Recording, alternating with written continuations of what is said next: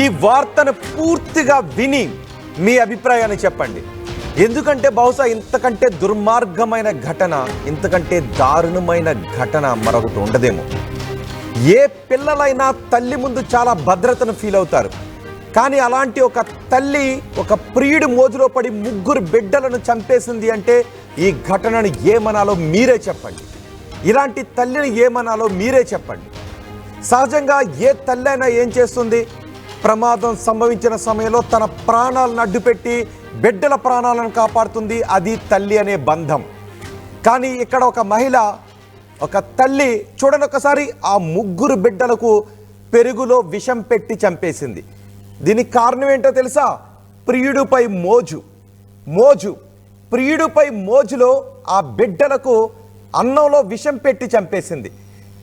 తల్లి పెట్టే గోరు ముద్దల్లో అమృతం ఉంటుంది అని నమ్మే ఆ బిడ్డలు ఆ తల్లి పెట్టిన పెరుగన్నం తిని కానరాని లోకాలకు వెళ్ళిపోయారు.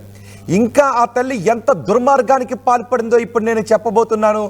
ఆ వివరాలు పూర్తిగా విని అలాంటి తల్లికి ఎలాంటి శిక్ష వేయాలో మీరు కమెంట్ బాక్స్లో తెలియచేయండి. చూడండి ఒకసారి, 3 పిల్లలు. ఆ 3 పిల్లలను చూస్తుంటే మీకేమనిపిస్తోంది? 3 మొనగాళ్ళు అనిపిస్తోంది కదా. ఆ 3 ముచ్చటగొలిపే పిల్లలను తల్లి ప్రియుడు మోజులో పడి చంపేసింది. ఆ పిల్లలనే కాదు, ఆమె కట్టుకున్న భర్తను కూడా చంపేయాలని ప్లాన్ చేసింది. పెరుగన్నంలో విషం కలిపింది. భర్తతో పాటు ఆ పిల్లలకు కూడా పెరుగన్నం పెట్టాలనుకుంది. కానీ కట్టుకున్న భర్త ఎలా బతికాడో చెప్పనా? ఆ భర్త ఆ రోజు పెరుగన్నం తినలేదు. ఈ 3 పిల్లలు మాత్రం ఆ తల్లి కలిపిన గోరు ముద్దలను తిన్నారు. ఆ తల్లి కళ్ళలో, ఆ తల్లి ఆలోచనలో, ఆ తల్లి గోరు ముద్దల్లో విషం నిండి ఉంది. ఆ తల్లి అణువణువున విషం నిండి ఉంది. దీనికి కారణం మోజు, ప్రియుడిపై మోజు.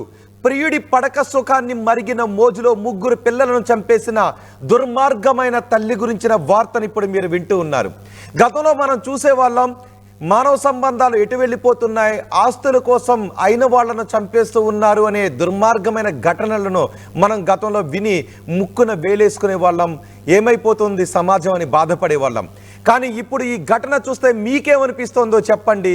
ప్రియుడిపై మోజుతో కట్టుకున్న భర్తను, కన్న బిడ్డలను చంపేయటానికి ప్లాన్ చేసింది అంటే ఈ తల్లి సమాజం ఎటు వెళ్ళిపోతుందని మీరు అనుకుంటున్నారు.